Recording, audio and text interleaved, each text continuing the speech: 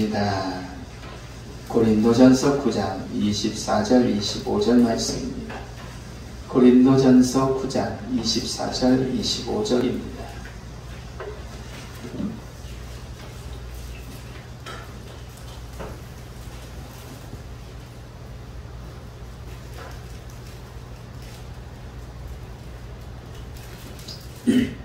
제가 24절 읽고 여러분들이 25절 읽겠습니다.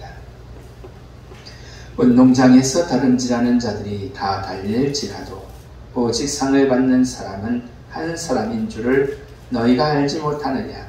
너희도 상을 받도록 이와 같이 다름질하라.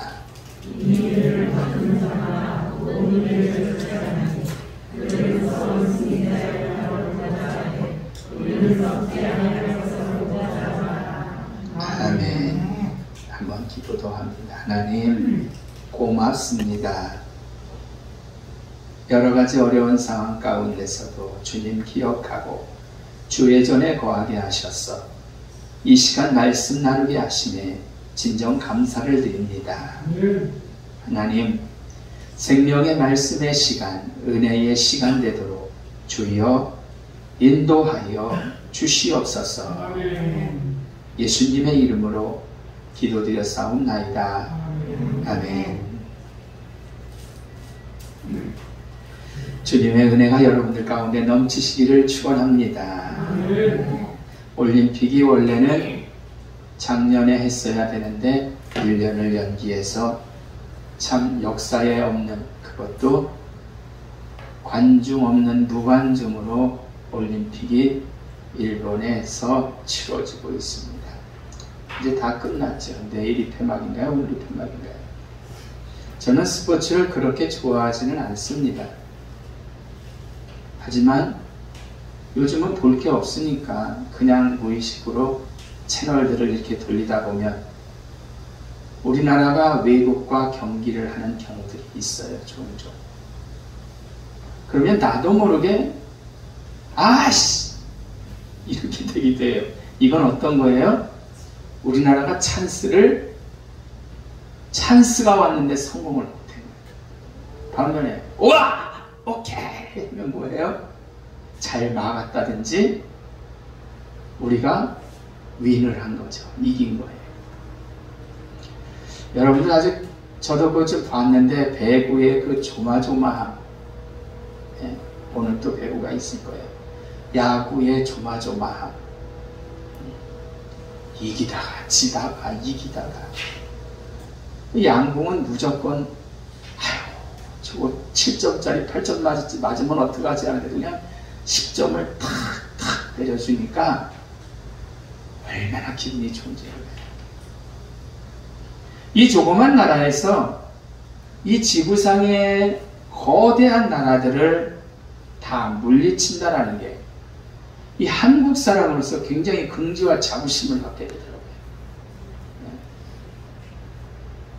자랑스럽죠. 그리고 이렇게 대단한 나라에서 내가 태어난 국민이라는 게 너무나 감사해요. 먹을 거 없는 나라들도 얼마나 많습니까? 근데 물론 신성한 운동 경기를 가지고 동메달이면 어떻고 못 들었으면 어떻고 이렇게 다 열심히 했으면 되는 건데 공교롭게도 메달 획득 색깔에 대하여 반하여 메달 색깔에 따라서 영광이 달라지는 거예요. 연금이 달라집니다. 군면제가 되기도 하고 광고에 나가서 광고 스타가 돼서 많은 돈을 안기도 하죠. TV에 출연해서 벌써 그런 사람들도 있어요. 게스트로 나와서 대스타가 된 거지. 어떤 면에서는 썩 좋지 않게 보일 수도 있어요. 왜? 최선을 다했으면 됐지. 왜 금메달 딴 사람만. 이 사람들의 그 역사를 보세요. 4년 동안에 선수촌에 들어가서 면회도 거의 안 되죠. 자유도 없죠. 거의 막 특공대 수준으로 땀 빨빨 흘리면서 한계에 도전한 사람들이에요. 그런데 막상 나가면은 오늘 성경 말씀처럼 상 받을 이는 한 명이라 금메달은 하나밖에 없어요. 메달의 색이 달라집니다. 우리나라의 태권도는 올림픽에 추가되어서 우리나라 운동경기이기 때문에 당연히 우리가 금받치였는데도 요번에는 하나도 못 따가지고 그냥 귀국했더라고요. 쓸쓸하죠, 얘네들도. 국민께 죄송하기도 할 거고 지네도 짜증날 거예요. 하지만 금메달 리스트들은 어때요? 스타가 되어서 공항은 입국부터 프레시를 받고 세례를 받고 TV에도 등장을 하고 한마디로 국민 스타가 되어버렸어요. 죽을 때까지 연금도 수령하는 거로 제가 알고 있어요. 흔히 이 말은 이렇게 합니다. 동메달도 값지죠. 찬사를 받는 금메달 정도로 값지다고요 라고 얘기를 하죠. 인정합니다. 그러나 주어지고 그 선수에 대한 그리고 선수에 대한 게 완전히 다르잖아요. 아까 말씀드렸지만 어쩌란 말이에요. 완전히 다른 걸. 금과 동은. 선수들은 이런 현실 때문에 거의 이긴 상태에서 아깝게 금메달을 놓치면 내 4년 또 4년을 한 번 더 기다려야 되고 고통과 수고가 하루아침에 날아가 버린 것이고 기가 막히죠. 오늘 본문도 같은 말씀입니다. 운동장에서 다 같이 달려도 상을 받는 이는 누구다? 딱 한 사람이다 라고 얘기를 하고 있어요. 성경에 나오는 여러 곳에서 비슷한 말씀을 찾아볼 수 있습니다. 야곱과 에서가 있어요. 이삭의 아들 가운데. 실질적으로 축복권은 맏아들에게 가는데 걔가 금메달을 갖는 건데 둘째 아들에게 금메달이 간 거예요. 축복을 받았잖아요. 속였든 어쨌든 간에. 요셉도 12아들 중에서 마지가 아니었음에도 불구하고 어떻습니까? 12형제 중에 가장 큰 자가 되었잖아요. 금메달은 걔 같던 거죠.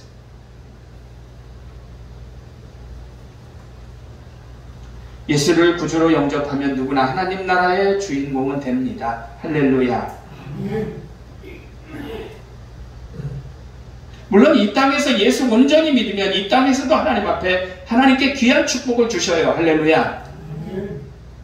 그렇게 오늘 24절은 이왕이면 올림픽에서 금메달을 따듯이 어느 선수가 목에 걸듯이 상 받도록 신앙의 다름질을 위해서 최선을 다하라라고 바울은 우리에게 권면하고 있어요. 할렐루야.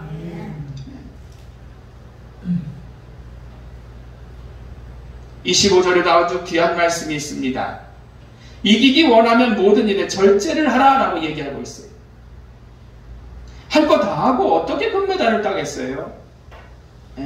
할 거 다 하고 하나님 나라에 멋들어진 주인공이 어떻게 되겠냐고요. 정말 이해 안 되는 부분 가운데 제가 아는 애들도 성악가인데도 담배 피는 애들도 있어요. 그 목이 뭐가 되라고. 대성 못하죠. 그런 애들은. 연예인들이 대상을 수상할 정도의 수준이 되려면 최고가 되기 위해서 손에 각본을 놓지를 않는 거예요. 자기 혼자도 연습을 하는 거예요. 끝까지 연습하죠. 기억에 남는 것은 최희준이라는 가수가 있습니다.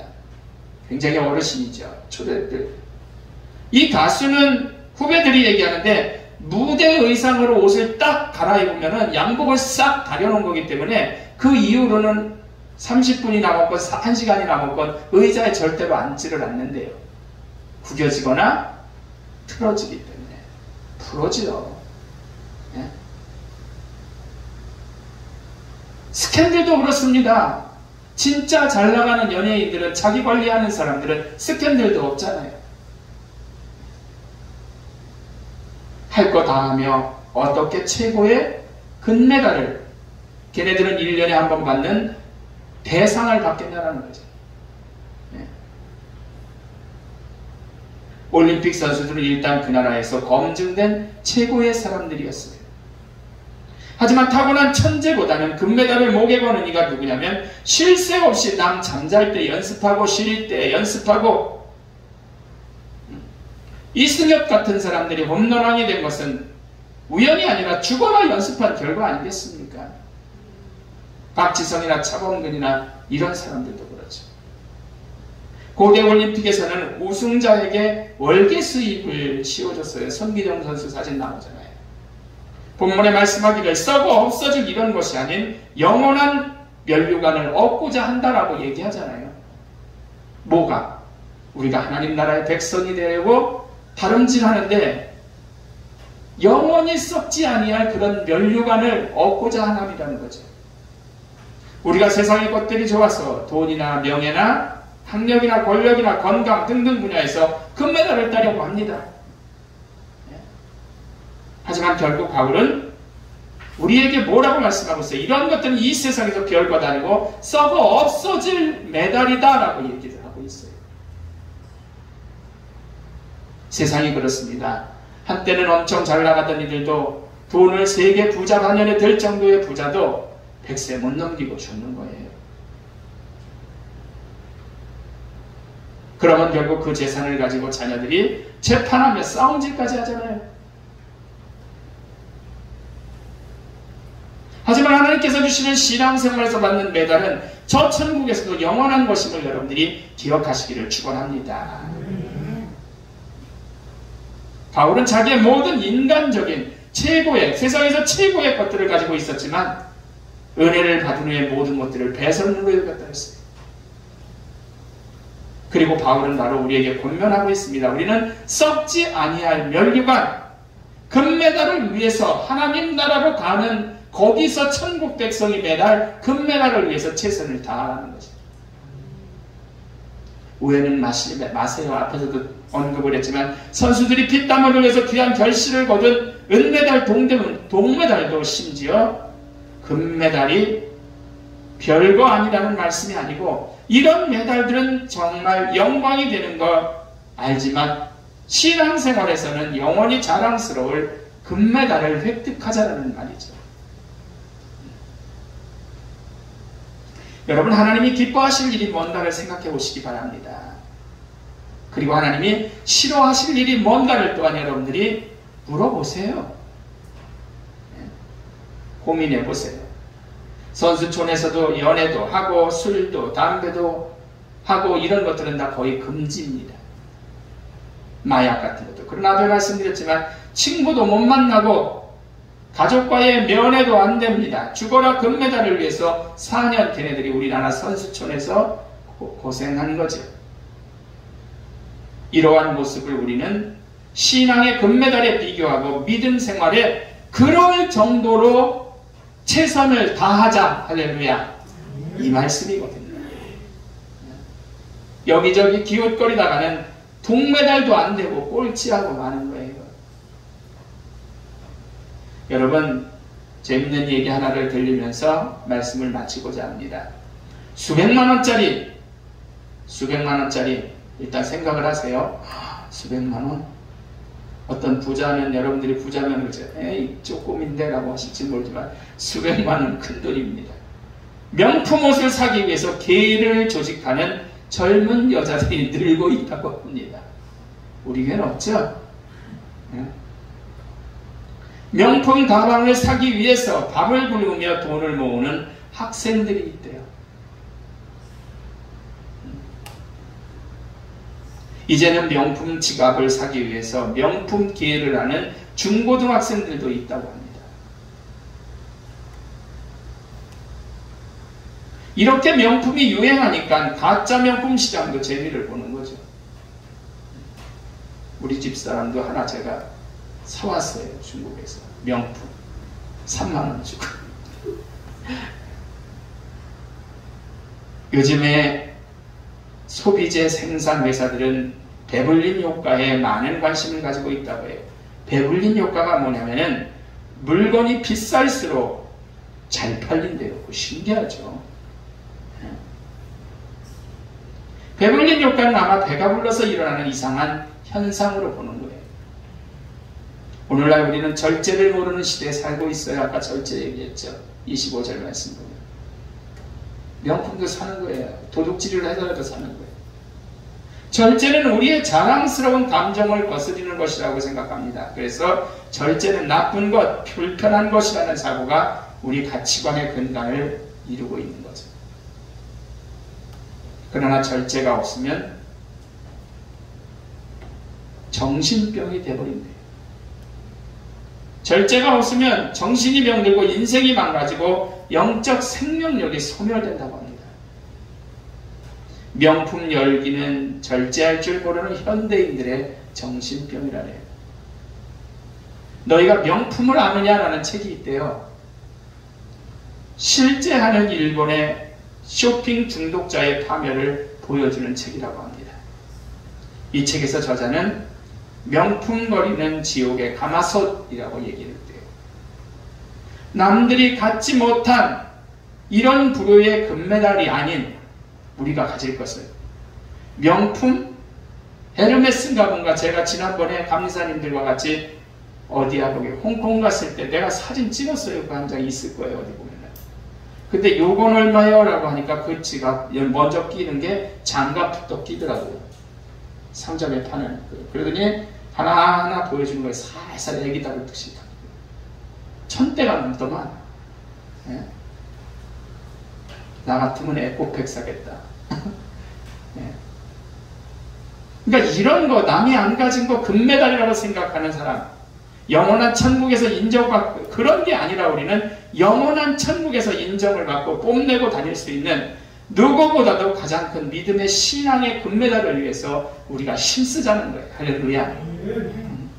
올림픽을 맞으면서 올림픽에 빗대면서 여러분들에게 금메달의 주인공이 되자. 우리는 어떤 금메달의 주인공이 될까? 신앙의 금메달의 주인공이 되시는 여러분들 되시기를 주의 이름으로 축복합니다. 기도합니다. 하나님.